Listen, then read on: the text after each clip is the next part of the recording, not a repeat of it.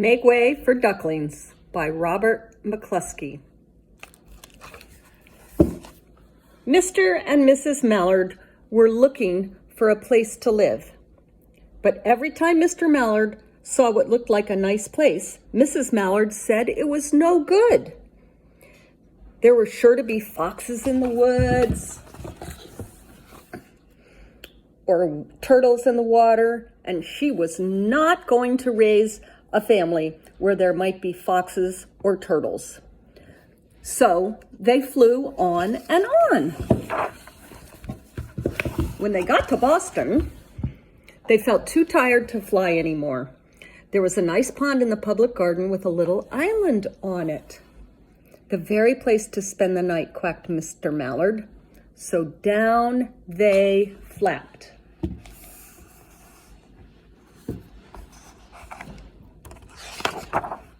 Next morning, they fished for their breakfast in the mud at the bottom of the pond.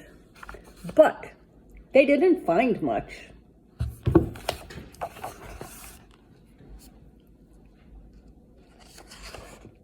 Just as they were getting ready to start on their way, a strange, enormous bird came by. It was pushing a boat full of people, and there was a man sitting on its back. "Good morning," quacked Mr. Mallard, being polite. The big bird was too proud to answer, but the people on the boat threw peanuts into the water, so the Mallards followed them all round the pond and got another breakfast, better than the first.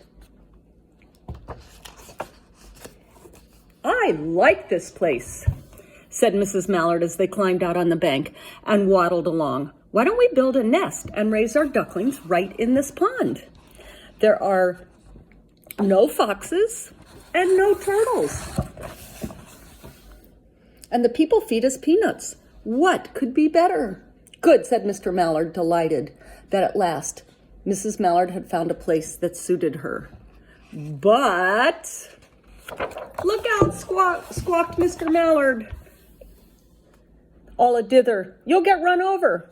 And when Mrs. Mallard got her breath, she added, "This is no place for babies. With all of these horrid things rushing about, we'll have to look somewhere else."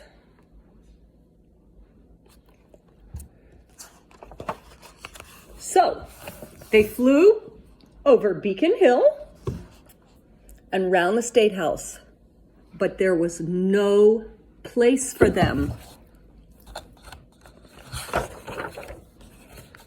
They looked in Louisburg Square, but there was no water to swim in.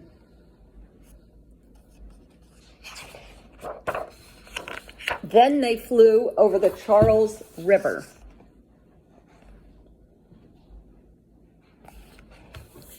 "This is better," quacked Mr. Mallard.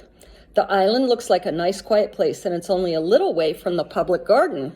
"Yes," said Mrs. Mallard, remembering the peanuts. "That looks just like the right place to hatch ducklings."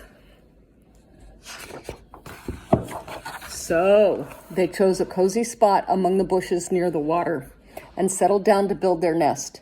And only just in time, for now they were beginning to molt. All of their old wing feathers started to drop out, and they would not be able to fly again until the new ones grew in. But of course they could swim, and one day they swam over to the park on the riverbank, and there they met a policeman called Michael. Michael fed them peanuts, and after that the Mallards called on Michael every day. Yummy, they get peanuts for lunch. After Mrs. Mallard had laid 8 eggs in the nest, she couldn't go to visit Michael anymore because she had to sit on the eggs to keep them warm. She moved off the nest only to get a drink of water or to have her lunch or to count the eggs and make sure they were all fine.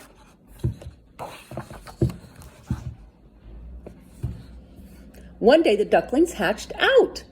First came Jack, then Cack, and then Lack, then Mack, and Knack, and Whack, and Pack, and Quack. Mr. and Mrs. Mallard were busy, bursting with pride. It was a great responsibility taking care of so many ducklings, and it kept them very, very busy. One day, Mr. Mallard decided he'd like to take a trip to see what the rest of the river was like further on. So off he set. "I'll meet you in a week in the public garden," he quacked over his shoulder to Mrs. Mallard. "Take good care of the ducklings." "Don't you worry," said Mrs. Mallard. "I know all about bringing up children." And she did.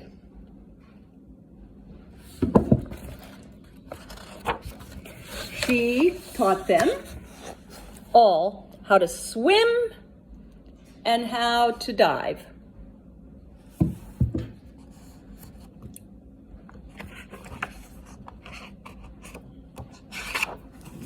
Goodness, I can't turn the page. She taught them to walk in a line, to come when they were called, and to keep a safe distance from bikes and scooters and other things with wheels.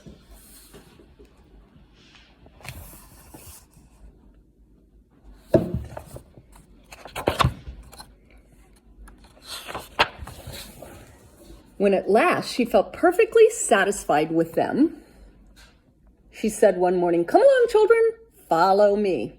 Before you could wink an eyelash, Jack, Cack, Lack, Mack, Knack, Whack, Pack, and Quack fell into line, just as they had been taught.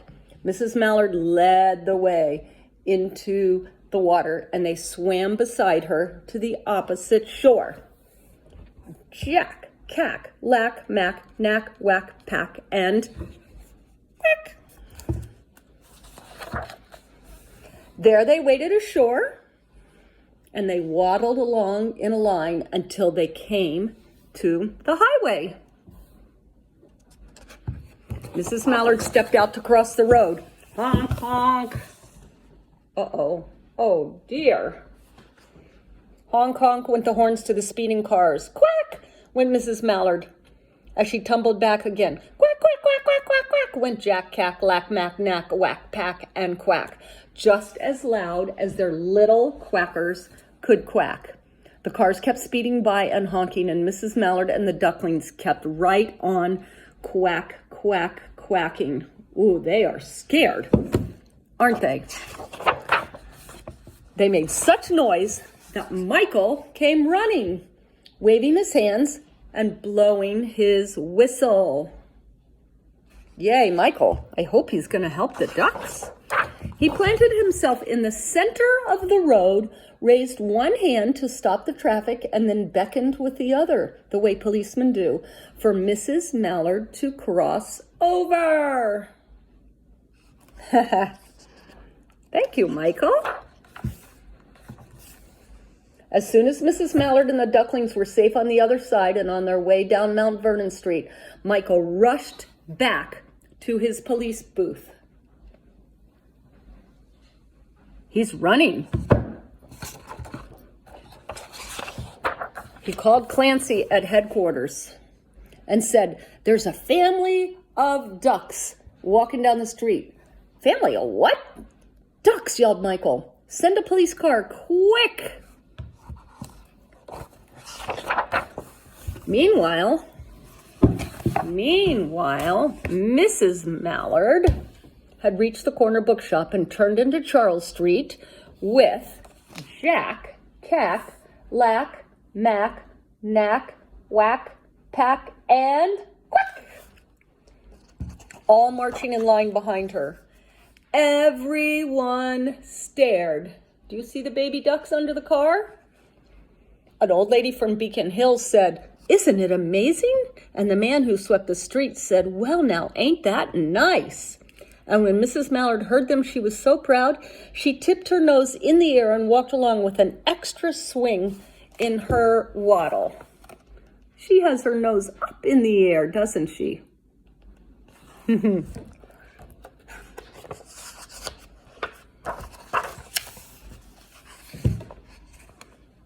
When they came to the corner of Beacon Street, there was the police car with 4 policemen that Clancy had sent from headquarters. The policeman held back the traffic so Mrs. Mallard and the Ducklings could march across the street.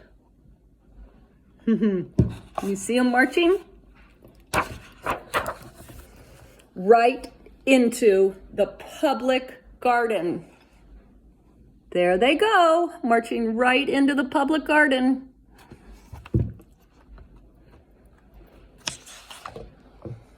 Inside the gate, they all turned around to say thank you to the policeman. The policeman smiled and waved goodbye. When they reached the pond and swam across to the little island, there was Mr. Mallard waiting for them, just as he had promised. They are having fun swimming, aren't they? The Ducklings liked the new island so much that they decided to live there all day long. They follow the swan boats and eat peanuts.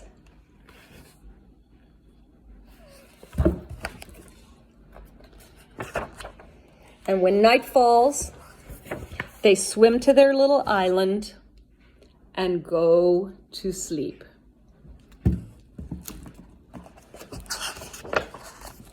The end.